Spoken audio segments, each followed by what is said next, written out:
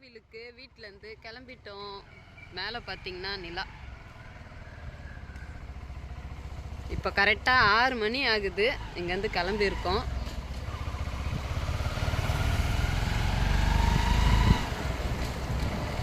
Tea கடையில் ஒரு tea குடிப்போம். நம்ம வந்து ஆரணிக்கிட்ட வந்திருக்கோம். என்ன டைம் இப்போ? டைம் என்னாச்சு? டைம் 6:45 ஆகுது. வேலூர்லேருந்து 6:45 ஆரணிக்கு வர்றதுக்கு. ஒரு டீ குடிச்சிட்டு திருப்பியும் பயணத்தை ஸ்டார்ட் பண்ணலாம். சரியா? ஓகேவா? ஓகே.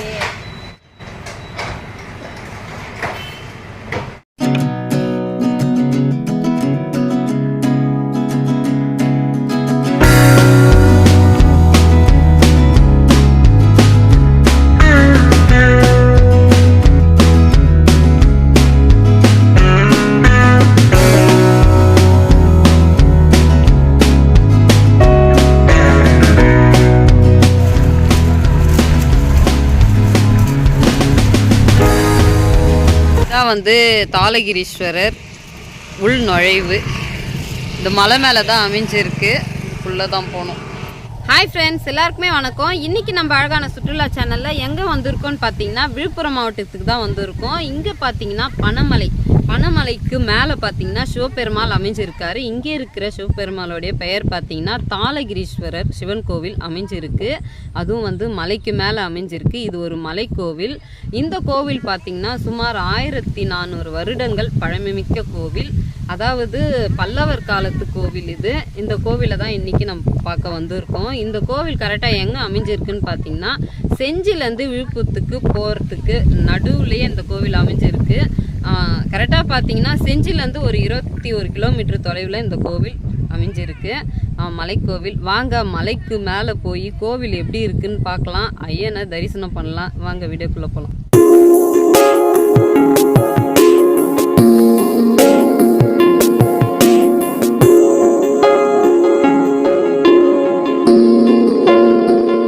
பெரிய ஒரே பாறையாக அமைஞ்சிருக்கு. ஒரே பாறை இது. அப்படியே மலையோட பாறை. இதுக்கு மேலே தான் சிவபெருமாள் அமைஞ்சிருக்காரு. வாங்க கோயிலுக்கு மேலே போகலாம். இங்கே என்ட்ரன்ஸ்லேயே ஒரு சன்னதி அமைஞ்சிருக்கு.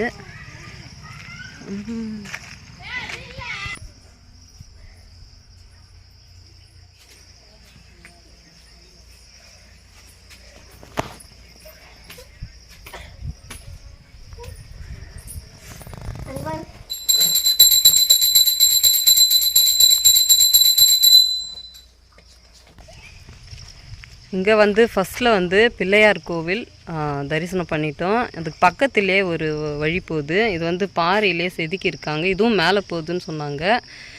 இங்கே பார்த்தீங்கன்னா இந்த வழி ஒன்று போகுது. இதில் தான் நம்ம போக போகிறோம். தொல்லியல் துறை கட்டுப்பாட்டில் கீழ் உள்ளது இந்த கோவில். போர்டு போட்டிருக்காங்க. இங்கே விநாயகர் கோவிலுக்கு பக்கத்துலேயே மலைக்கு அடிவாரத்துலேயே பார்த்தீங்கன்னா அழகான சுதை சிற்பம் அம்மனோட வடிவம் நாகாத்தம்மன் அமைச்சிருக்காங்க. அதுக்கு அடுத்தது பார்த்திங்கன்னா ஒரு பாறைக்குள்ளே குடைவரை கோவில் மாதிரி பாறைக்குள்ளே வந்து அதுக்குள்ளே வந்து அம்மன் சன்னதி அமைஞ்சிருக்கு. இங்கே பார்த்திங்கன்னா அம்மன்களோட சுதை சிற்பம் அமைஞ்சிருக்கு. இது பார்த்திங்கன்னா கன்னி அம்மன் ஆலயம் மற்றும் வராகி அம்மன் ஆலயம் சொல்லி போட்டிருக்காங்க. வாங்க மலைக்கு மேலே போய் சிவபெருமாளை தரிசனம் பண்ணலாம். படி இங்கேருந்து தான் ஸ்டார்ட் ஆகுது. இங்கே ஒரு கருப்புரை ஏற்றிட்டு நம்ம வந்து ஸ்டார்ட் பண்ணலாம். வந்து இன்றைக்கி செவ்வாய்க்கிழமை துர்கை அம்மன் மேலே இருக்காங்க. விளக்கேற்றத வந்து நம்ம விளக்கு வாங்கியிருக்கோம். எல்லாம் வந்து ஓம் நம சிவாய, ஓம் நம சிவாய, ஓம் நம சிவாய. இந்த பக்கம் வந்து துர்கை அம்மன் இருக்காங்களாம். அவங்களுக்கு விளக்கேற்றிட்டு அப்படியே வந்து ஐயனை தரிசிக்கலான்னு சொன்னாங்க. அதனால் இந்த சைடு வந்துட்டோம். பாருங்க பாறை அப்படியே சரிவாக இருக்குது பாருங்க. ஆமாம் பாருங்க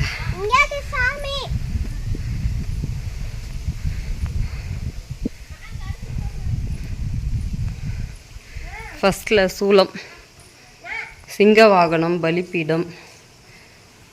பாருங்க 2 பாறைக்கும் நடுவில் அப்படியே குடைஞ்சி அம்மனை வந்து இங்கே உருவாக்கியிருக்காங்க. இதுக்குள்ளே தான் அம்பாள் இருக்காங்க. ஸ்க்ரீன் போட்டுருக்காங்க, நல்லா தெரிவாங்க.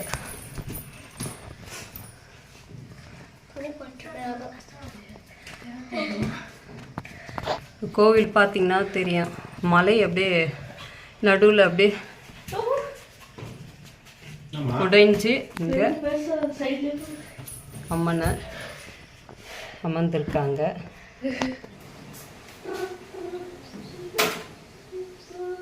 இங்கே பார்த்தீங்கன்னா அற்புதமாக துர்கை அம்மன் அமைஞ்சிருக்காங்க. ஒரு ஸ்க்ரீன் போட்டு மூடிட்டு இருக்காங்க. நம்ம நேராக பார்த்தா ஓரளவுக்கு தெரியுது, வீடியோவில் வந்து அவ்வளோ தெரியாது. அற்புதமாக அமைஞ்சிருக்காங்க. இது பார்த்தீங்கன்னா 2 பாறைக்கும் அப்படியே நடுவில் அப்படியே குடைஞ்சி வந்து அம்மனை வந்து இங்கே அமைச்சிருக்காங்க. ரொம்ப அற்புதமாக இருக்குது. நம்ம விலைக்கேற்றி அம்மனை தரிசனம் பண்ணிட்டோம். ஃபஸ்ட்டில் நான் சொன்னேன், இங்கே வந்து பலிப்பீடம், சிங்கம் வாகனம்னு சொன்னேன். சிங்கம் கிடையாது, யானை வாகனம் அமைஞ்சிருக்கு. சூலம், பலிப்பீடம், யானை வாகனம். வாங்க இப்போ மேலே போகலாம். பாருங்க, துர்கை அம்மன் கோவிலுக்கு அடுத்தது இந்த மாதிரி படி, இந்த மாதிரி வந்து பாறையிலே அப்படியே வந்து வெட்டி படிக்கட்டு வந்து பண்ணியிருக்காங்க. இந்த மாதிரி கம்பி பிடிச்சி நேரத்துக்காக வச்சுருக்காங்க. இதுதான் ஸ்டார்டிங்.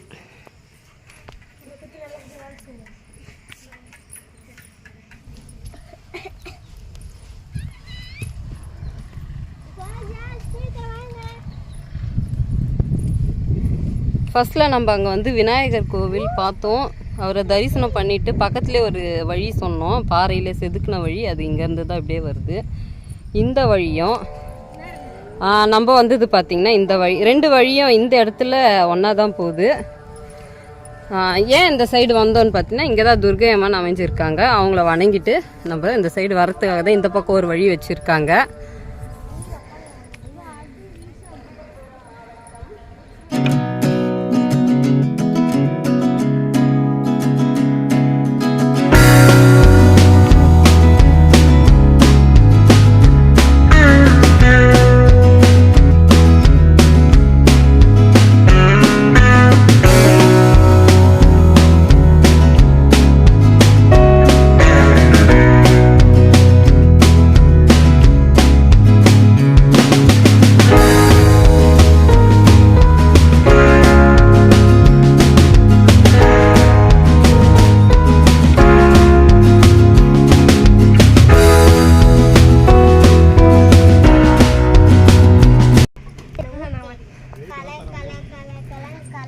சின்ன மலை தான், கொஞ்சம் படிக்கட்டு தான்.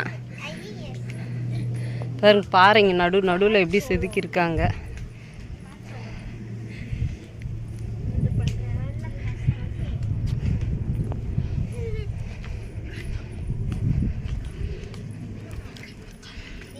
அப்படியே பாறை மேலே சூப்பராக இருக்குது. இப்போ கோயில் வந்துடுச்சு.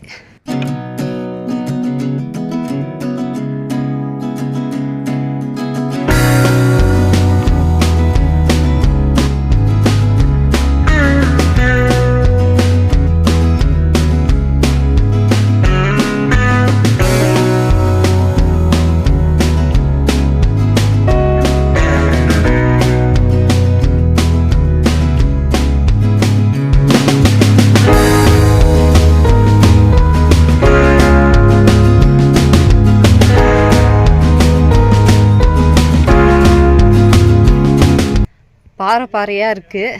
இந்த பக்கமும் பாறை, இந்த பக்கமும் பாறை, நடுவில் அப்படியே வந்து வழி இருக்குது. அப்படியே வழிக்கு நேராக தாளகிரீஸ்வரர் சிவபெருமாளுடைய விமானம் அமைஞ்சிருக்கு. விமானம், கோபுரம், கோவில் அற்புதமாக அமைஞ்சிருக்கு.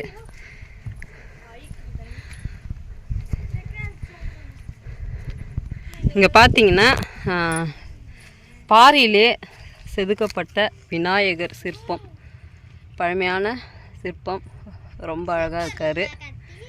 போகிற வழியிலே பார்த்திங்கன்னா ஒரு சின்ன சுனை நீர் மாதிரி இருக்குது, சூப்பராக இருக்குது. இது ஆழம் வந்து எவ்வளோன்னு நமக்கு தெரியல, இவ்வளோ பெருசாக இருக்குது. இதில் பாருங்கள் ரொம்ப அற்புதமாக தாமரைப்பூ சூப்பராக இருக்குது.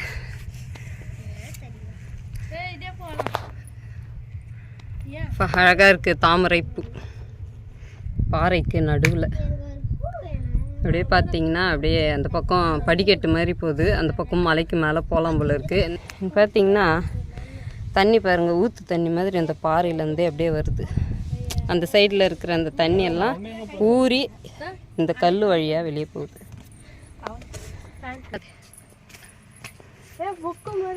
அப்படியே ஃபுல்லாக அலைகள் மாதிரி மலையோட அந்த பாறைகள் தான் தெரியுது. அலைகள் சூப்பராக இருக்குது.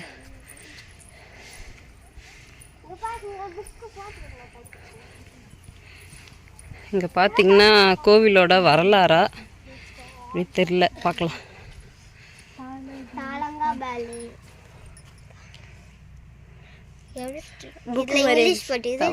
தாளகிரீஸ்வரர் ஆலயம் பனமலை.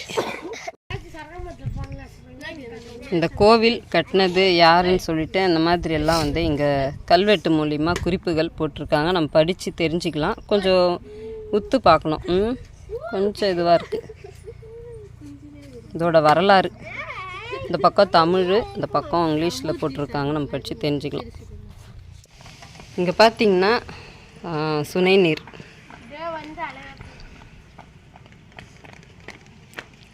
இந்த பாறையிலே குடைஞ்சி அப்படியே சுனை நீர் மாதிரி இருக்குது. இதுக்குள்ளே கேட்டு போட்டிருக்காங்க. இதுலேருந்து தான் தண்ணி எடுக்கிறாங்க பழகுது சிவபெருமாளுக்கு அபிஷேகத்துக்கெல்லாம்.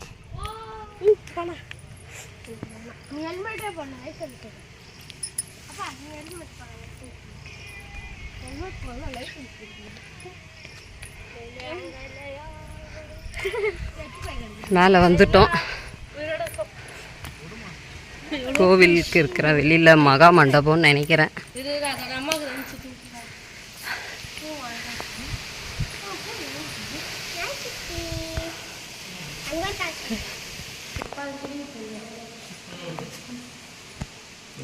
கல்யாணம் நடக்குமா?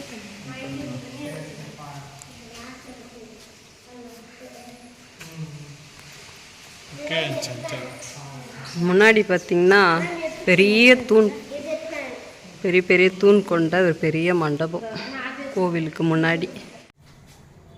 துவாரபாலகர் யாழி அந்த சைடு அதே மாதிரி இருக்குது. இதுக்குள்ளே தான் மூலவர் சன்னதிக்குள்ளே பார்த்தீங்கன்னா இந்த சைடில் பிரம்மா சரஸ்வதி அமைஞ்சிருக்காங்க, பழமையான சிற்பம். அப்படியே எதிர் சைடில் பார்த்தீங்கன்னா விஷ்ணு லக்ஷ்மி அமர்ந்திருக்காங்க. இங்கே மூலவர் தாளகிரீஸ்வரர் சன்னதிக்கு முன்னாடி பிள்ளையார், இந்த பக்கம் ஆறுமுக முருகப்பெருமாள் அமைஞ்சிருக்காரு. இதான் தாளகிரீஸ்வரர். தரிசனம் பண்ணிவிட்டு வெளியே வந்துட்டோம். இந்த படிக்கட்டில் பார்த்திங்கன்னா கல்வெட்டுக்கள் இருக்குது.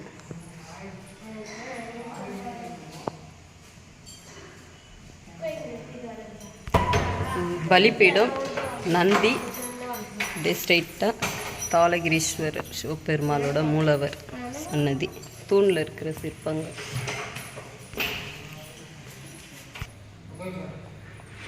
கல்வெட்டுக்கள் படிக்கட்டு.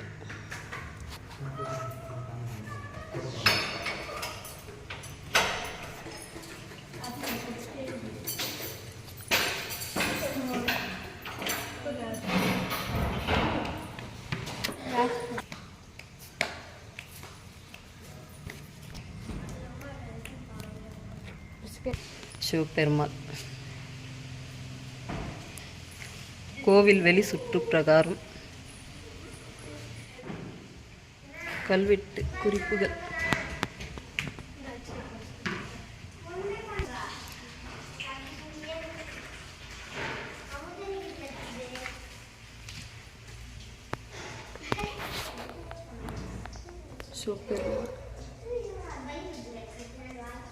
யாழி பல்லவர் காலத்தோட சின்னமான சிங்கம் யாழி. மிக பழமையான கோவில், 1400 ஆண்டுகள்.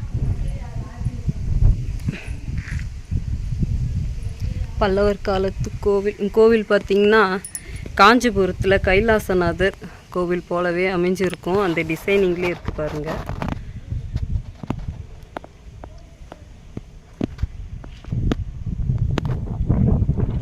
கோவில் வெளியே சுற்றி வர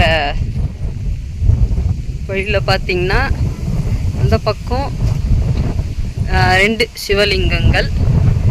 இங்கே பார்த்திங்கன்னா கோவிலுக்கு அப்படியே பேக் சைடில் ஒரு ஓனா இருக்குது, உள்ளே போயிடுச்சு. இங்கே ஒரு சிவபெருமாள்.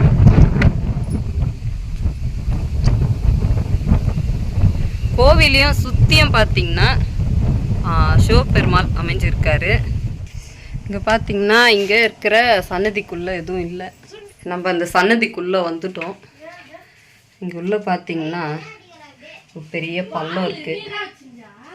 இது ஏதாவது சுரங்கமாக இருக்குமா என்னன்னு தெரியல. ரொம்ப ஆழமாக இருக்குது. ஒரு கல் ஒன்று விழுந்துட்டு இருக்குது. இது சிவபெருமாள் இருந்திருப்பார், அதை வந்து எடுத்துகிட்டு இருக்காங்க. அப்படியே இருக்கலாம், இல்லை ஒரு சுரங்கமாகவும் இருக்கலாம். ஆனால் இது ஒரு சன்னதி மாதிரி தான் இருக்குது. அடுத்தது இந்த சைடில் சிவபெருமாள்.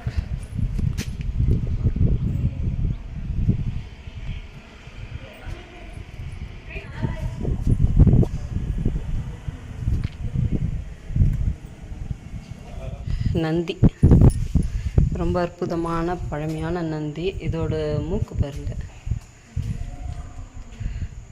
இங்கே மூக்குனாங்கயிறே இல்லை நந்திக்கு. ஒரு மாதிரி எப்பவுமே ஒரு ஷேப்பாக இருக்கும், இங்கே ஒரு ஷேப்பாக இருக்குது. இந்த மூக்கு பார்த்திங்கன்னா ஒரு மாதிரி நீல ஷேப்பில் இருக்குது இங்கே இருக்கிற நந்திக்கு.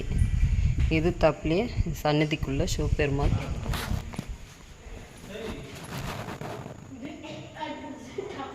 சன்னதி இருக்குது பக்கத்தில். லைட் இல்லை, இருட்டாக இருக்குது. அநேகமாக முருகப்பெருமாள். பின்னாடி மயில் வாகனம் மாதிரி தெரியுது, சுத்தமாக தெரியல சுவாமியே. பாருங்க மேலே பாருங்க, வௌவால் இருக்குது. அதுக்கு அடுத்தது பார்த்திங்கன்னா தாயாரோடைய சன்னதி க்ளோசிங் ஆகிட்டு இருக்குது. இது விசேஷ டைமில் தான் ஓப்பன் பண்ணுவாங்கன்னு நினைக்கிறேன். அதுக்கு அடுத்தது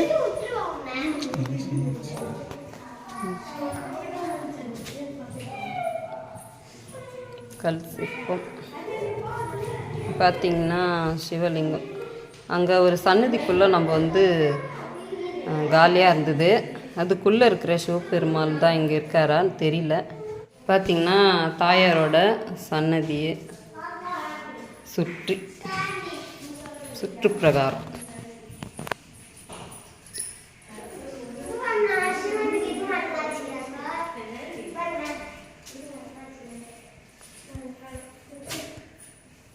தாயாரோடைய பின்புறம் மேலே அப்படியே கொஞ்சம் ஓப்பனிங். காஞ்சிபுரத்தில் நிறைய பழமையான கோவில் இந்த மாதிரி தான் இருக்கும். சுற்றியும் அப்படியே ஓப்பனிங் மாதிரி அகழி மாதிரி அமைச்சிருப்பாங்க. கோவிலை சுற்றியும் பார்த்திங்கன்னா இந்த மாதிரி. இது வந்து தாயார் சன்னதி. அதுக்கு அடுத்தது இங்கே ஒரு சிவபெருமாள், சனி பகவான். கோஷ்டங்களில் வந்து பைரவர் எல்லாம் இருக்காங்க. சூரிய பகவான். கோயிலோட என்ட்ரன்ஸ்லேயே நம்ம சுற்றி வந்துட்டோம். இங்கே என்ட்ரன்ஸ்லேயே வந்து நவகிரக சன்னதி அமைஞ்சிருக்கு. நவகிரகங்கள் சன்னதியில் அப்படியே வந்து நவகிரகங்கள் அப்படியே அமைச்சிருக்காங்க. அப்படியே இது வந்து கோவிலுக்கு அப்படியே வெளிப்புறம். இது ஒரு பாறை மாதிரி இருக்குது. செம சூப்பராக இருக்குது. கோவிலோட பேக் சைடு பாருங்க. இந்த பாறைக்கு நடுவில் சுனை நீர் பாருங்க. இந்த பக்கமும் நடுவில் ஒரு பாறை, இந்த சைடும் சுனை நீர் மாதிரி ரொம்ப அப்படியே பள்ளமாக இருக்குது. இது வந்து தண்ணி நிற்கிறதுக்காக அந்த காலத்தில் வந்து குடைஞ்சிருப்பாங்கன்னு நினைக்கிறேன். பாறையை பாருங்கள், நல்லாவே தெரியுது. இது தண்ணி வேணுன்றதுக்காக இந்த மாதிரி வந்து பண்ணியிருப்பாங்க. ஃபுல்லாகவே அதுதான். இந்த பக்கம்லாம் தண்ணி இல்லை, அந்த சைடில் மட்டும் பாருங்கள். இந்த சைடு தண்ணி ரொம்ப அழகாக இருக்குது பார்க்குறதுக்கே. அப்படியே அந்த சைடு நடுவில் அழகாக இந்த பாறை.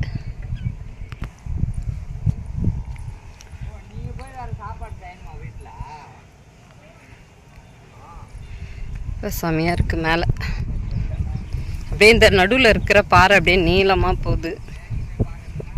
சூப்பரான ஒரு வியூ பாருங்கள். இந்த பக்கம் ஒரு பெரிய ஒரு ஆறு, அதுக்கப்புறம் இங்கே நடுவில் கோவில், அப்படியே இந்த சைடு பார்த்திங்கன்னா இயற்கை சூழ்ந்துள்ள பச்சை பசுமையாக வயல்கள்.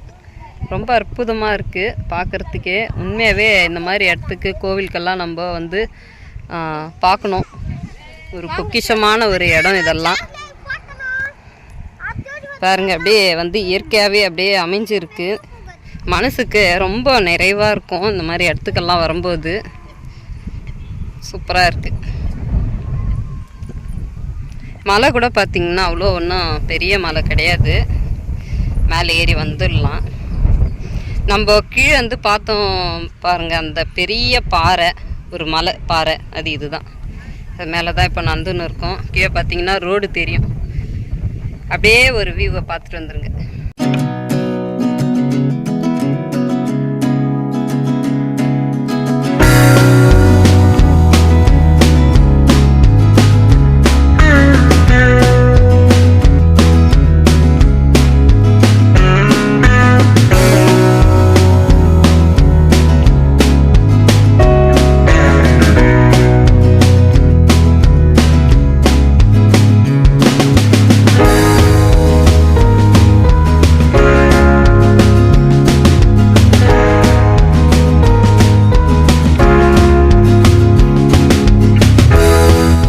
பார்த்தீங்கன்னா பாறை இந்த மாதிரி குடைஞ்சிருக்காங்க. இதெல்லாம் பார்க்கும்போதே தெரியுது பல்லவர் காலத்தோட அந்த குடைவரை கோவிலுக்காக இதெல்லாம் குடைஞ்சிருப்பாங்கன்னு சொல்லிட்டு ரொம்ப அற்புதமாக தெரியுது பாருங்கள் இங்கேருந்து பார்க்குறதுக்கு. அப்படியே அசல் பார்த்திங்கன்னா காஞ்சிபுரத்தில் கைலாசநாதர் கோவிலோட அந்த விமானம் மாதிரியே ரொம்ப அற்புதமாக அமைஞ்சிருக்கு. எல்லாருமே கோவில் பார்த்துருப்பீங்க. மிக பழமையான கோவில், ரொம்ப அற்புதமான கோவில். உள்ளே இருக்கிற மூலவர் தாளகிரீஸ்வரர் சிவபெருமாள் அவ்வளோ அற்புதமாக அமைஞ்சிருந்தார். அற்புதமான தரிசனம். இது பார்த்தீங்கன்னா ஒரு சின்ன மலை தான். இது மலைக்கு மேலே ஏறி வர்றதுக்கு ஒரு 10 நிமிஷம் கூட ஆகாது. சின்ன மலை தான். எல்லாருமே மேலே சிவபெருமாளை தரிசனம் பண்ணலாம். இந்த கோவில் பார்த்திங்கன்னா 1400 ஆண்டுகள் பழமைமிக்க, அதாவது பார்த்திங்கன்னா 8ஆம் நூற்றாண்டிலேயே கட்டப்பட்ட இந்த கோவில் பார்த்திங்கன்னா முதல் கட்டுக்கோவிலாக இந்த கோவில் தான் கட்டியிருக்காங்க. அதுக்கு முன்னாடி பார்த்திங்கன்னா அதாவது இந்த குடைவரை கோவிலாக தான் மன்னர்கள் காலத்தில் கட்டியிருந்தாங்க. முதல்ல இங்கே இருக்கிற கோவிலும், அதுக்கப்புறம் காஞ்சிபுரத்தில் கைலாசநாதர் கோவில், அதுக்கப்புறம் பார்த்திங்கன்னா மகாபலிபுரத்தில் இருக்கிற கோவிலை தான் முதல் இந்த கட்டின கோவிலாக இங்கே கட்டியிருக்காங்கன்னு சொல்கிறாங்க. இந்த கோவிலை கட்டினது யாருன்னு பார்த்திங்கன்னா பல்லவ மன்னனான 2ஆம் நரசிம்மவர்மன் என்கின்ற ராஜசிம்ம பல்லவனால் இந்த கோவிலும் காஞ்சிபுரம் கைலாசநாதர் கோவிலும், அதுக்கப்புறம் மகாபலிபுரத்தில் இருக்கிற கோவில், 3 கோவிலும் அவர் தான் கட்டினதா சொல்கிறாங்க. ரொம்ப அற்புதமாக அமைப்போடு கட்டியிருக்காரு. ஏன்னா அந்த கோவிலில் இருக்கிற அந்த சுற்றி இருக்கிற அந்த சிம்மம், அந்த வாகனம் பார்த்தே நம்ம தெரிஞ்சுக்கலாம் ஒரே மன்னன் தான் இந்த கோவிலுங்கெல்லாம் கட்டியிருக்காங்கன்னு சொல்லிட்டு. ரொம்ப அற்புதமான கோவில் கட்டியிருக்காங்க. ஒரே மாதிரி ஷேப்பில் தான் இருக்கும். நீங்கள் பார்த்துருப்பீங்க. நீங்கள் எல்லாம் அந்த கோவிலெல்லாம் போய் காஞ்சிபுரத்தில் கைலாசநாதர் கோவில், அதே மாதிரி மகாபலிபுரத்தில் இந்த கோவிலெல்லாம் நீங்கள் பார்த்தாவே தெரியும். இந்த கோவிலும் அதே மாதிரி ஷேப்பில் தான் அமைஞ்சிருக்கும். மிக பழமையான கோவில், ரொம்ப அற்புதமான தரிசனம். சுற்றியும் பார்த்தீங்கன்னா கோவிலை சுற்றியும் பார்த்தீங்கன்னா சிவபெருமாளே அமைஞ்சிருக்காரு. ரொம்ப அற்புதமாக இருந்தது கோவில். ரொம்ப பழமையான கோவில். நீங்கள் கண்டிப்பாக செஞ்சு வந்தீங்கன்னா அங்கேருந்து ஒரு 21 கிலோமீட்டர் தொலைவில் தான் இங்கே இருக்கிற பனமலை அமைஞ்சிருக்கு. மலைக்கு மேலே தாளகிரீஸ்வரர் சிவபெருமாள் அமைஞ்சிருக்காரு. இன்னைக்கு இந்த வீடியோவில் விழுப்புரம் மாவட்டம் செஞ்சியிலேருந்து ஒரு 21 கிலோமீட்டர் தொலைவில் பனமலை மேலே அமர்ந்திருக்கும் தாளகிரீஸ்வரர் சிவபெருமாளை தான் தரிசனம் பண்ணோம். இந்த வீடியோ பிடிச்சிருந்தா லைக் பண்ணுங்கள், ஷேர் பண்ணுங்கள், கமெண்ட்ஸ் பண்ணுங்கள், மறக்காமல் சப்ஸ்கிரைப் பண்ணுங்கள். எங்கள் வீடியோ கொஞ்சம் சப்போர்ட் பண்ணுங்கள். இதே மாதிரி இன்னொரு வீடியோவில் பார்க்கலாம். எல்லாருக்குமே பாய்.